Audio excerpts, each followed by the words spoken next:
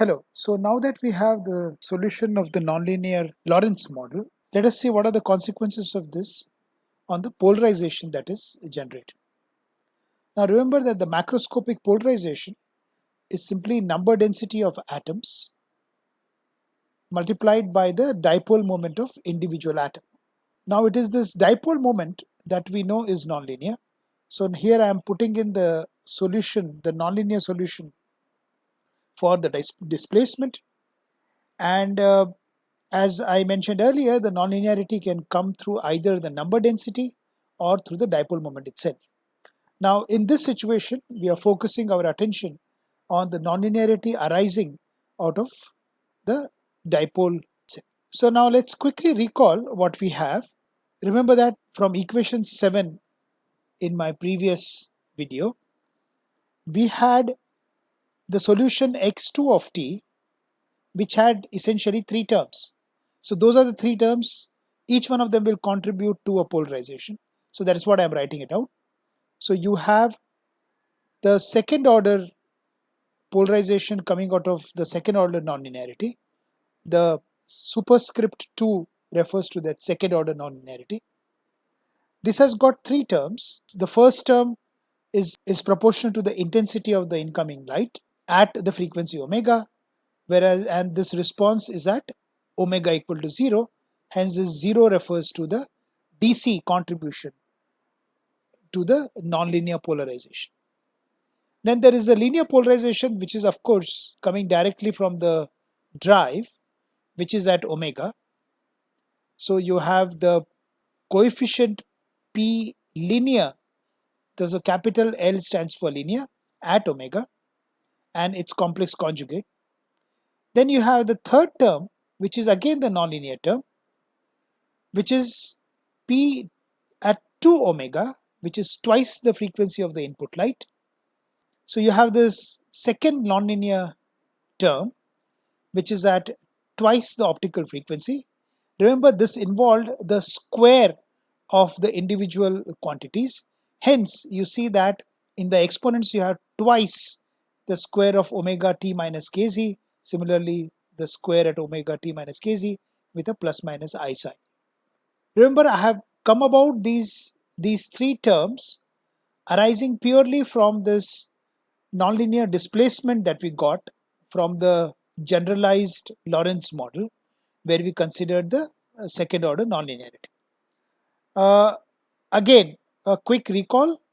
Remember, now I'm going to utilize this polarization as a source term, and if you remember our Maxwell's equation in the very first lecture regarding nonlinear optics, we clearly showed that the second derivative of the polarization would generate the field at a particular omega, and we require, once we go to the wave equation, we require space and time dependence.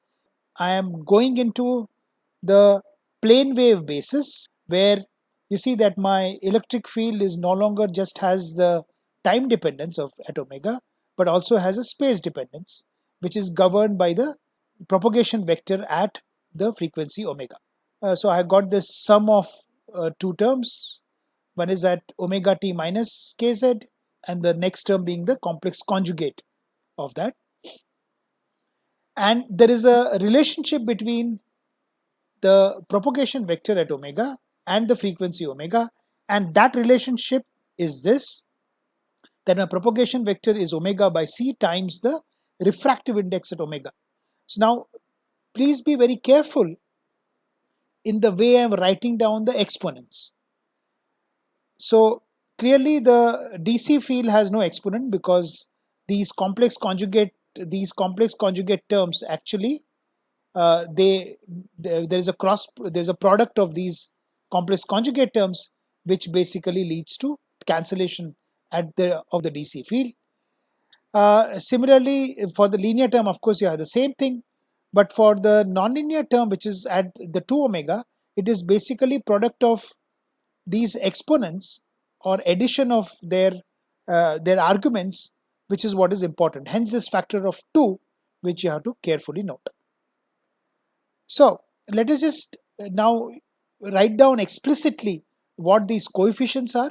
Remember, these are the coefficients arising out of the second order nonlinearity in the dipole moment that we had considered.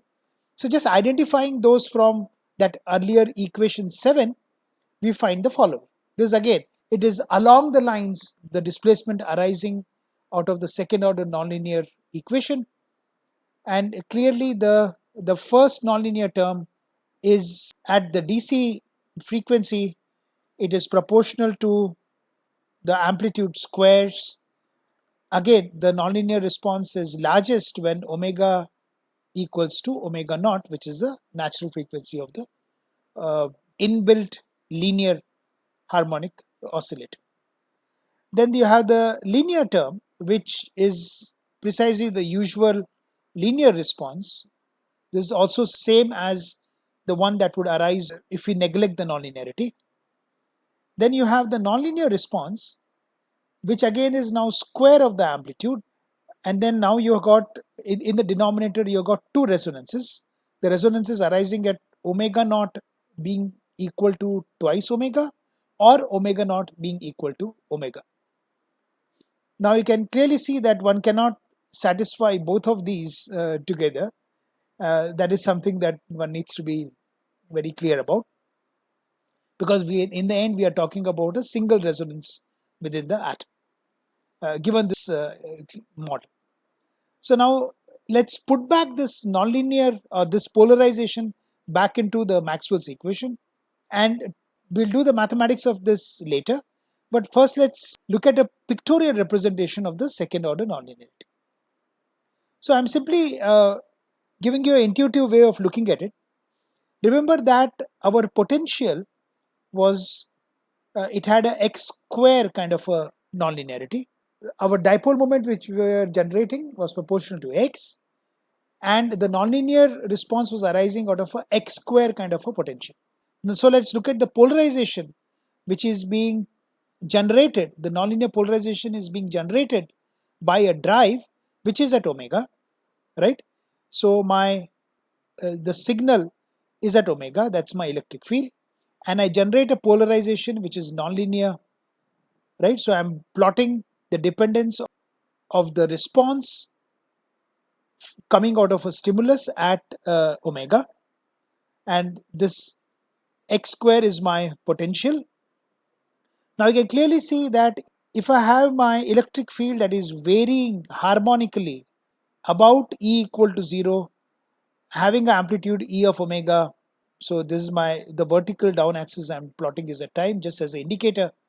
So you see clearly the displacement is going to actually generate a response at twice that frequency.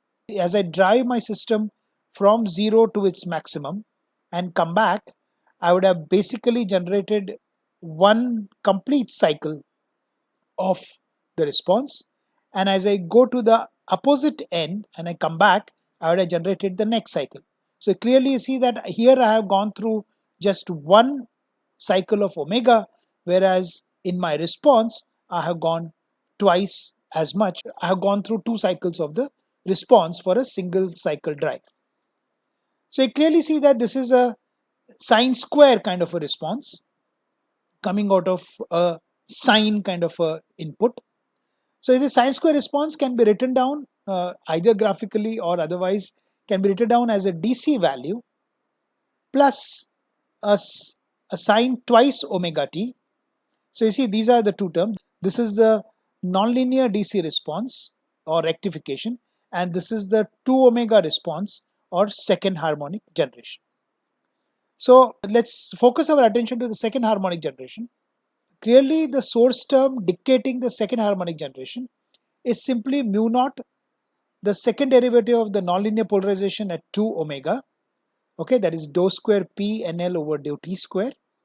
And this generates a field because I said I have a polarization, I have a source at twice omega, it is going to generate a field at 2 omega. So clearly the source term is proportional to the second derivative of the polarization, which is proportional to the generated field amplitude. Hence, because my polarization is dependent now on the intensity of my field at omega, So you see clearly that the amplitude at 2 omega is proportional to the intensity at omega, right? So that's the E omega square. So if I take this logic ahead, you see my intensity at 2 omega is actually proportional to intensity square at omega. This is how people actually identify the order of nonlinearity in experiments. So you look at the generated field at different frequencies and look at its dependence on the input intensity and its power. So precisely if the intensity at omega and the square of it generates the field, then it is arising out of a second order nonlinearity, and so on. The efficiency of the second harmonic generation is simply ratio of the intensity at 2 omega divided by the intensity at omega, which is my output by input. Now you see that this is a coherent process, in the sense that what matters, we will see, is because of the space-time dependence, there is a coherently added emission at every point in space. Hence we start getting a L square dependence in the amount generated, and you see that clearly my I of 2 omega is proportional to I omega square divided by I omega. So you see that this quantity, which is the efficiency, now gets proportional to the intensity of the field. One can rewrite the efficiency in terms that are looked at experimentally. Remember, intensity was power per unit area. This A stands for area here. So you see that clearly this is going to be the way the efficiency of the nonlinear second harmonic generation processes. There's a constant c square here, which of course depends on the parameter chi2, right, which is the prefactors that we were talking about, and is also proportional to omega square, but we will not worry about that. Right. So now if I'm looking at efficiency, and one can ask, how does one make this second harmonic generation process more and more efficient? So whenever we have thin crystals, what you do is, you can clearly see, because of this 1 over A dependence. So because in a thin crystal the length is limited, so if the way to maximize is to focus down the light so that my area is as small as possible, right? So look at this right hand side, and my area is as small as possible to increase the intensity. Now similarly, if I have a thick crystal, of course the story is different. In a thick crystal, what I want to do is for increasing efficiency, I not only have to utilize the whole length of my crystal, I also need to uh, make sure that my area is such that I have significant amount of light which is focused within the crystal across the whole length scale. Remember that my length goes like L square, so I need to utilize the whole length of my nonlinear thick crystal, and hence what one does is to basically play around with the area so that one adjusts the spot size or the width of the Gaussian beam, for example, so as to accommodate the largest length with significant power. The third mechanism of the second harmonic generation is basically in waveguides. In waveguides, what happens is that the modal volume of the mode allowed by the waveguide, which is what sets this area A. I have very little choice regarding that. And you see that longer and longer the length, you see we start getting this L square dependence. So essentially the emissions add up coherently to provide this L square dependence. So that is how basically in these three different scenarios one generates second harmonic generation. This is widely used to create newer frequencies using nonlinear media as our active medium, where the nonlinearity of the medium itself allows the creation of the second harmonic field. Now let's get back to the mathematics of it. So let's consider equation number 9. Remember, that is our Maxwell's equation. So now you see that in my Maxwell's equation, second harmonic generation is happening because of the second order nonlinear polarization on the right hand side. So of course I generate a field at 2 omega. Now please note carefully what is happening here. Here I have got an electric field which is being generated on the left hand side of my wave equation. Obviously the field is at 2 omega. This is the second harmonically generated field, and k2 omega is the corresponding wave vector. And of course there's a relationship between k2 omega and 2 omega, and now that relationship is quite different from what we got earlier. So I'm going to write the relationship here. So you have got k2 omega is now the refractive index at 2 omega times 2 omega by c. So this is now the new relationship that we have, right? Now, so what I'll do is I will look at individual terms. Remember, I'm in the plane wave basis, so I'm looking at my spatial derivatives and temporal derivatives on the left hand side. So let's look at the first term on the left hand side, which is the del square E, which is a spatial derivative. Remember that the derivative with respect to x and y are 0 because we have looked at again the plane wave basis. So what remains here is only the explicit derivatives taken with respect to z. I get appropriately these two quantities. So that factor of half is common. I get k corresponds to the field at 2 omega and k2 omega square and so on. And I get these two terms. What I'm going to do is something that we have seen earlier. We do something called the slowly varying envelope approximation. What it tells me is that the amplitude of this electric field, that is E2 omega and E star 2 omega, these are slowly varying functions of z. That is, largely the z dependence is coming directly out of the exponential I k2 omega z. There is hardly any variation of electric field as you move around, as you move forward in z. What it mathematically means is that my second derivative of the envelope, right, this is my prefactor, the E at 2 omega, second derivative with respect to space is much smaller than 1 over lambda than the first derivative, which is much smaller than E over lambda square. I basically ignore this second order derivatives in space. That is what I have done in my equation number 10. Similarly, so I have retained only the first derivative in space, okay, and I have retained, of course, the lowest order. By the way, this is coming out of a certain amount of foresight. I could not have dropped off first order term because, of course, slowly varying envelope approximation allows me to do that. But we'll see that this k square actually cancels out, leaving us only with the first order term. So given that foresight, we are not dropping away even the first order in comparison to the field without any derivatives. However, so I'm retaining these two terms. Then I'm looking at the next term, which is epsilon naught mu naught dou square E over dou t square.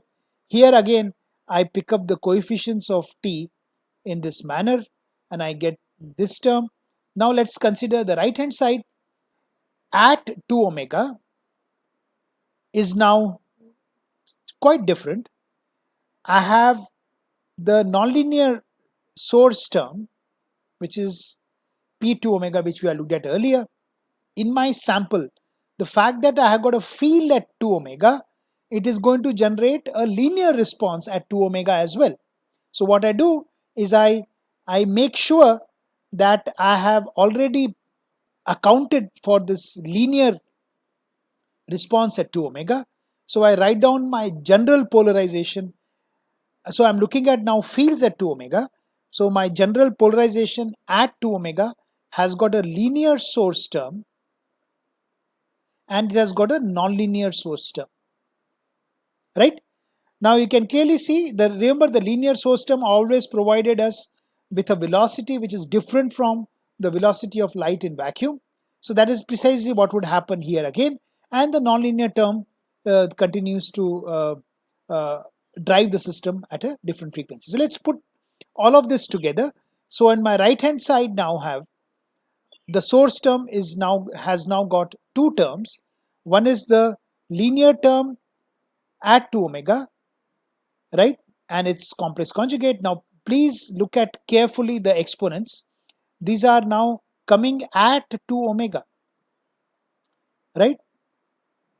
So this field is at 2 omega, my K is again at 2 omega, and the corresponding, the relationship between, so between K2 omega and 2 omega, the relationship is that of the refractive index at 2 omega. On the other hand, the nonlinear term has got twice of the whole exponent. So here my K of omega is different. I have to be careful about it, because now this K omega is related to omega through the refractive index at omega. Okay, and of course there is up to a factor of 2 that multiplies the whole exponent, right? So now I'm just putting all these. So my left hand side has got the terms arising out of a derivative in space. The second term, the second part of the left hand side is coming out of the terms arising out of derivatives in time. And on my right hand side, I got these two terms coming out of the polarization, right? So be very careful. I am rewriting what I already stated earlier. There's a relationship between K2 omega and 2 omega, right? Remember that this is K2 omega. This is the same as writing down K square at 2 omega is simply n square at 2 omega times 4 omega square by c square. This is precisely what is being rewritten in this form. My left hand side has, remember that because of this relationship, what happens is that the derivative in time, so this particular part and this particular term, these terms actually cancel out, right? And all that remains on the left hand side is basically derivative with respect to z, the first order derivative with respect to z. And I have collected now my the right hand side through this. So on my left hand side, I have got two terms. One is coming out of the spatial derivative with respect to z. One is coming out of the temporal derivative with respect to time, second derivative. So you see that this particular term, which I am indicating here, this particular term involves propagation of the wave in free space, whereas my linear polarization at 2 omega provides that extra chi of omega, right, giving rise to the refractive index at twice omega, right?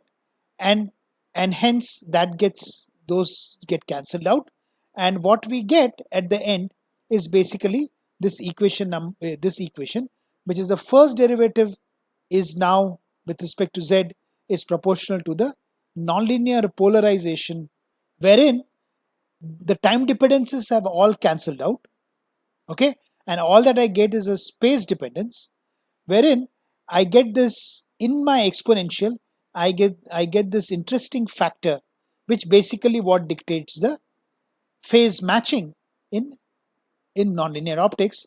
So it's basically difference between the two wave vectors.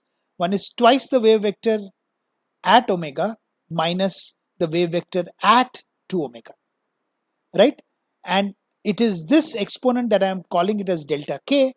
That is, my delta k is this difference, which effectively comes down to a difference between the refractive index at omega minus the refractive index at 2 omega for the field. And it is this matching of this is what is going to maximize the generation of the 2 omega as we propagate in space.